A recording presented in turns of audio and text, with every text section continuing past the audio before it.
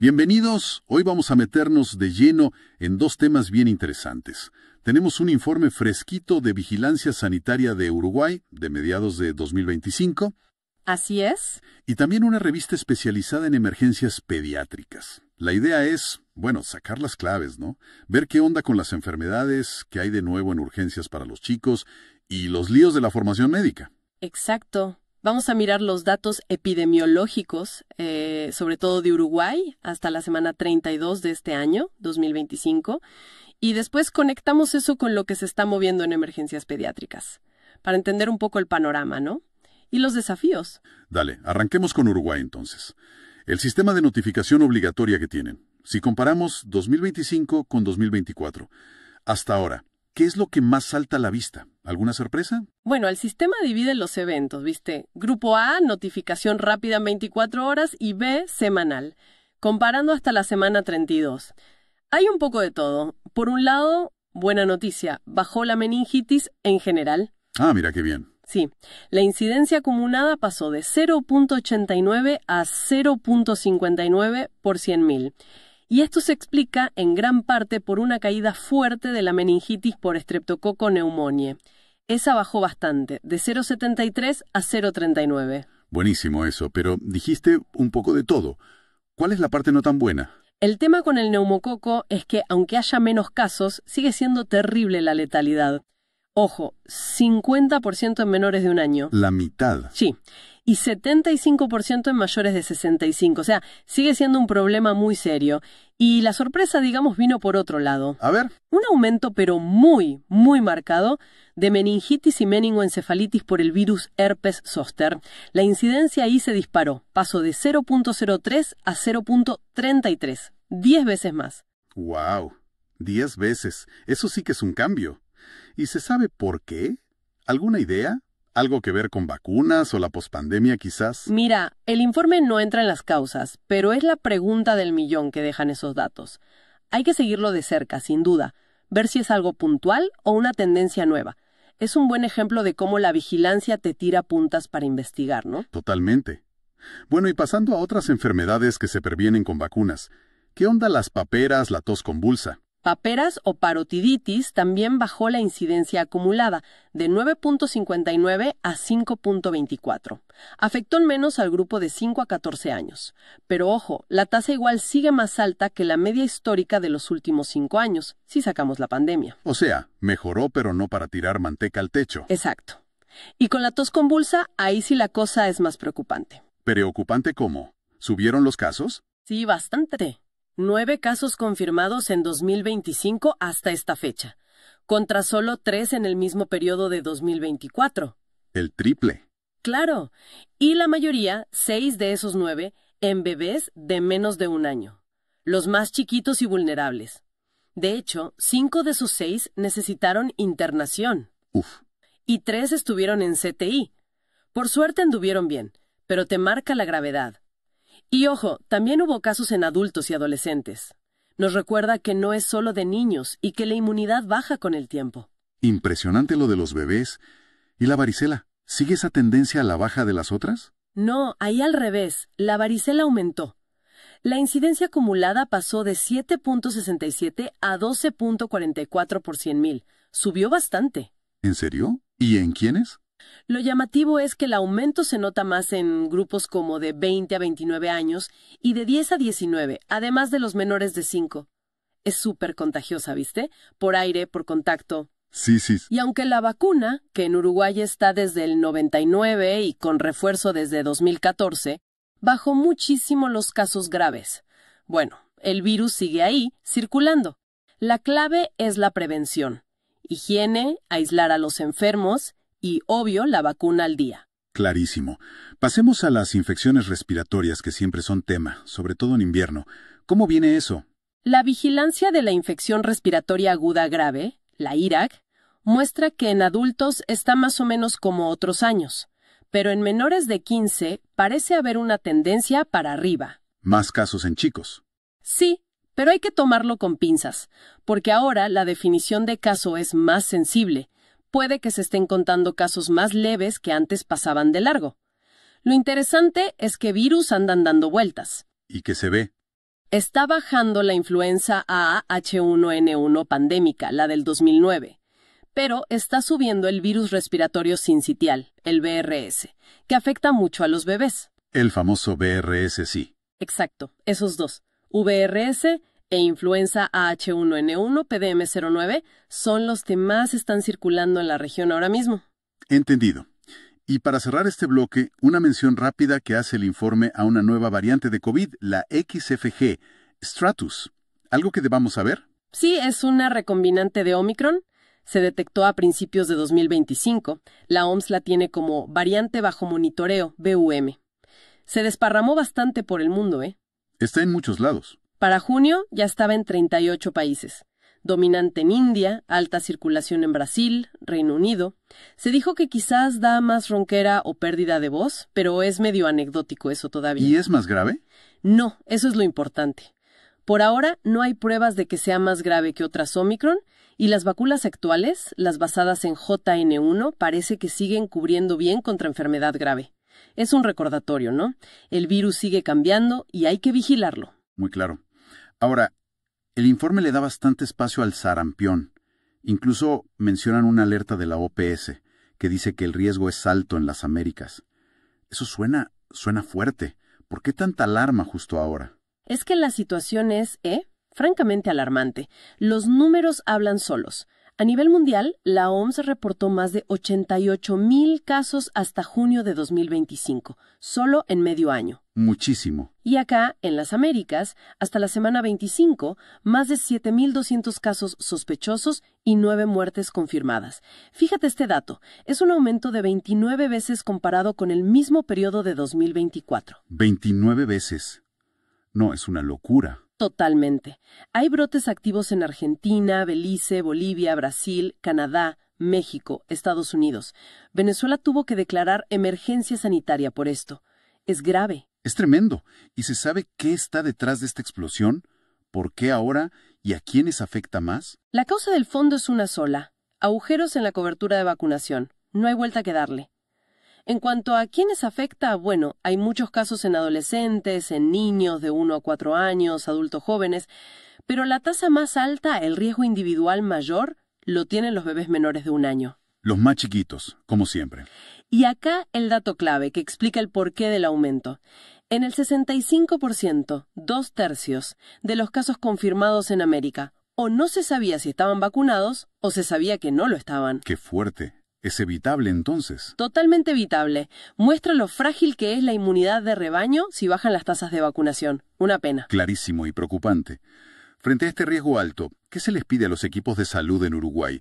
¿Cuáles son las indicaciones clave? La indicación número 1 es alerta máxima y reforzar la vigilancia. Empezando por tener clarísima la definición de caso sospechoso. Recordánosla. Fiebre, más exantema, ronchicas y rojas, más uno de estos 3. Tos, mocos, rinitis, u ojos rojos, conjuntivitis. Y es clave recordar cómo vuela este virus. Por el aire, ¿no? Exacto. Es súper contagioso. Puede caer en el aire de una habitación hasta 2 horas después de que se fue la persona enferma. Y contagia desde 4 días antes de las ronchas hasta 4 días después. Por eso, confirmar con laboratorio es fundamental. Sangre, orina, hisopado. Eso para detectarlo. Y si aparece un caso sospechoso o confirmado en un hospital o clínica, ¿cómo se evita que se desparrame allá adentro? Ahí hay que ser muy estrictos. Precauciones aéreas a full. ¿Qué significa eso? Aislar al paciente en cuarto individual. Si se puede, con presión negativa, mejor. ¿Y el personal? Todo el que entre con barbijo N95 y equipo completo. Bata, guantes, protección para los ojos, mover al paciente lo menos posible y si hay que moverlo, que use barbijo quirúrgico. Y las visitas, restringidas. Solo un acompañante y que esté inmunizado, sí o sí, con enfermedad previa o 2 dosis de vacuna. Medidas fuertes, pero te entiende por qué. Y fuera del hospital, en la comunidad, con la gente que tuvo contacto, ¿qué se hace? El laburo con los contactos es clave. Hay que buscarlos a todos, activamente. Y después seguirlos día a día por 21 días a ver si aparece algún síntoma. ¿Y se los vacuna? Esa es la medida principal. vacunar a los contactos que no tengan las 2 dosis de SRP, sarampión, rubeola, paperas. Se llama vacunación de bloqueo. Funciona mejor si se hace rápido, en las primeras 72 horas después del contacto. Y para grupos de mucho riesgo, bebés muy chiquitos, embarazadas no inmunes, gente con defensas muy bajas, se puede dar inmunoglobulina G. Es una protección pasiva, temporal. Hay que darla dentro de los 6 días del contacto. Entiendo. ¿Algo más para el control? Sí, proteger al personal de salud. Si alguien estuvo expuesto y no está bien vacunado, no puede atender pacientes por un tiempo. Y la base de todo, claro, es tener buenas coberturas de vacunación en toda la población. En Uruguay son 2 dosis, a los 12 y 15 meses, y todo el que nació después del 67 debería tener 2 dosis. ¿Y para los viajeros? Chequear vacunación. 2 dosis si tienen más de 15 meses. Y para bebés de 6 a 11 meses que viajan a zonas con brotes, se recomienda una dosis 0. Es como un escudo de varias capas. Queda clarísimo que el sarampión no es joda y necesita una respuesta fuerte. Bueno, cambiemos de tema. Vayamos a la otra fuente, la revista Emergencias Pediátricas. Parece que un tema importante ahí es la especialización. Cuentan que España recién creó la especialidad de urgencias y emergencias en 2024, 50 años después que Reino Unido. Medio siglo, ¿sí? Y que en Latinoamérica también se está peleando por acreditar formalmente las emergencias pediátricas. Mencionan al doctor Osvaldo Bello, de Uruguay, como pionero y cofundador de la SLEPE, la Sociedad Latinoamericana. ¿Por qué es tan importante esto de la especialización? Es que es fundamental. Atender urgencias, y más las de niños, necesita habilidades y conocimientos muy específicos. No es lo mismo que otras especialidades. La revista lo dice claro. Hay muchísima demanda, casi 23 millones de consultas en España en 2022, y los desafíos son enormes. ¿Cómo cuáles?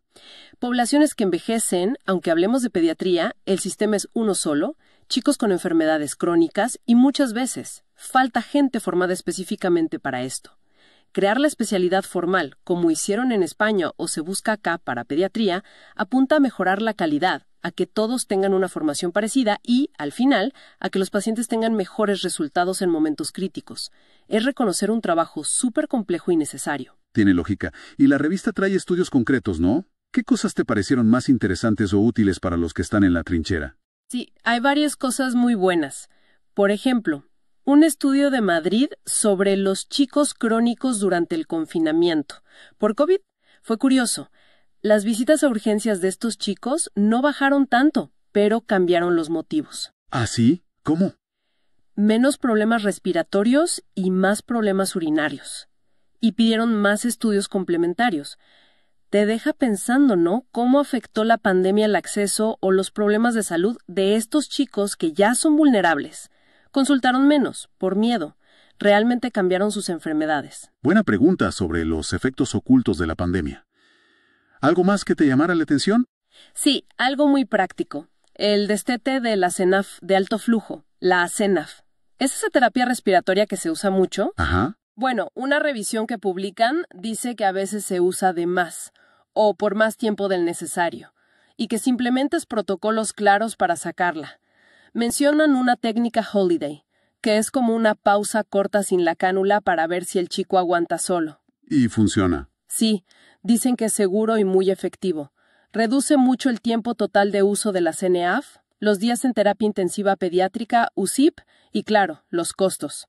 Una lección importante sobre usar bien los recursos, sin riesgos. Optimizar recursos, clave siempre. Y de la comunicación con las familias, que suele ser un punto caliente en urgencias. Totalmente. Hay un artículo genial sobre un proyecto para mejorar eso, justo en el triaje. Lograron aumentar un montón, de 35% a 63%, la cantidad de familias que recibían info clara. ¿Información sobre qué? Sobre el nivel de urgencia que le daban a su hijo, cuánto tiempo más o menos iban a esperar y cómo pedir que lo vean de nuevo si empeoraba. ¿Y sabes qué fue clave? Contame. Que trabajaron todos juntos, médicos, enfermeros, administrativos, y que se animaron a enfrentar las barreras reales, hasta el miedo del propio personal a cómo iban a reaccionar los padres al darles esa información. Mira vos, qué importante eso. Demuestra que hablar claro mejora todo, la experiencia y la seguridad. Qué bueno. ¿Alguna novedad sobre procedimientos, medicamentos? Sí, un estudio de Paraguay. probaron usar ketamina por la nariz, intranasal, como única sedación y analgesia para coser heridas simples en chicos. O sea, sin pinchar para poner anestesia local. Y anduvo. Dicen que tuvieron éxito en más del 82% de los casos, y que los médicos y los padres quedaron contentos. Es interesante porque podría simplificar las cosas, hacerlas más rápidas y, sobre todo, evitar el pinchazo, que a los chicos les da mucho miedo. Claro, evitar el pinchazo es un golazo. Obvio, necesita más estudios, con controles y todo eso, pero la idea es buena. Siempre se habla de la ketamina intranasal por eso, y de tecnología más nueva, tipo inteligencia artificial. La revista lo menciona. Dice que la IA tiene un potencial enorme en urgencias pediátricas. Ayudar en el triage, predecir qué pacientes se pueden complicar, hasta ayudar a diagnosticar. Suena bien. Sí, pero también, muy importante, marca los desafíos éticos y prácticos. El tema de la caja negra, no saber bien cómo piensa el algoritmo. Claro, los sesgos. Exacto. El riesgo de sesgos si los datos con que se entrenan no son buenos y quién se hace cargo si algo sale mal. Avanza rápido, pero hay que ir con cuidado. Y en esa línea de herramientas, otra experiencia de Paraguay. Una herramienta para detectar rápido la sepsis ahí en el triaje, basada en cosas clínicas simples y factores de riesgo. Les funcionó muy bien. ¿En qué sentido? Fue muy específica y con buen valor predictivo negativo. O sea, ayudó a pescar más rápido a los chicos con sepsis y a descartarla con más seguridad en otros. Un avance para algo donde el tiempo es oro. Y los casos clínicos, que siempre enseñan algo. Sin duda. Hay algunos muy buenos. 2 de Perú. Uno del oxocelismo, la picadura de la araña de rincón. Darle el antídoto rápido fue clave para que no se complicara. Qué importante. Y otro de fascitis necrotizante, esa infección terrible que come los tejidos. Ahí, hacer una ecografía al lado de la cama del paciente, en la misma urgencia, fue fundamental para decidir la cirugía urgente y salvarle la pierna al chico. La eco a pie de cama, cada vez más útil. Totalmente. Y uno de Argentina, súper interesante. Una sulfohemoglobinemia. Una causa rarísima de que un chico se ponga azul y no mejore con oxígeno. ¿Y cómo lo sacaron? Lo alertó el coaxímetro, un aparatito que mide distintas hemoglobinas. Y una buena historia clínica, preguntando por medicamentos. Parece que tenía que ver con tomar sulfato ferroso y tener estreñimiento. Te recuerda que hay que pensar en cosas raras a veces, usar bien los aparatos y preguntar. ¡Qué historias! Y para cerrar con la revista, también habla de la formación, ¿no? De los residentes. Sí, con una encuesta a residentes de pediatría en Uruguay. Y la visión es medio agridulce. Por un lado, valoran un montón pasar por urgencias. Aprenden a lo loco. Pero sienten que la carga de trabajo es brutal y que a veces falta supervisión más cercana, más estructurada, que eso limita un poco el aprendizaje.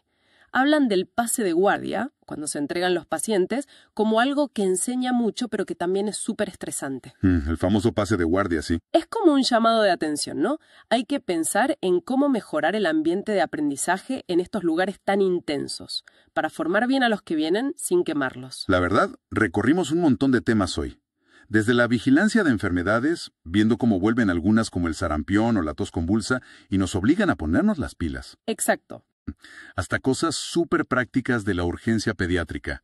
Usar mejor el alto flujo, opciones nuevas como la ketamina intranasal, lo clave que es hablar con las familias, y el desafío de formar bien a la gente. Es como una foto de un sistema que se adapta todo el tiempo. Totalmente. El panorama es súper dinámico. Lo que ves en las dos fuentes es un esfuerzo constante, desde muchos lados, por mejorar cómo atendemos, ya sea vigilando para saber dónde están los riesgos. Como con el sarampión. Claro. O implementando protocolos basados en pruebas, como lo del destete de la SNAF, o desarrollando y mirando con ojo crítico tecnologías nuevas como la IA o las herramientas para sepsis. Y esa reflexión necesaria sobre cómo enseñamos y aprendemos en la locura de la urgencia. Mucho avance, sí, pero también quedan un montón de desafíos. Sí, y quizá una pregunta que queda picando después de todo esto es, bueno, a medida que vamos a más especialización, ¿qué hace falta? Y usamos herramientas tecnológicas más complejas que ayudan mucho. ¿Cómo hacemos para que esta atención de emergencia pediátrica de calidad le llegue a todos los chicos y chicas por igual? Vivan donde vivan, vayan al centro que vayan. La equidad, un tema central. Exacto. Y al mismo tiempo, ¿cómo hacemos para cuidar la parte humana? La empatía, el trato compasivo, en medio de tanta presión y tanta tecnología. Es un equilibrio difícil, ¿no? Pero fundamental. Algo para seguir pensando.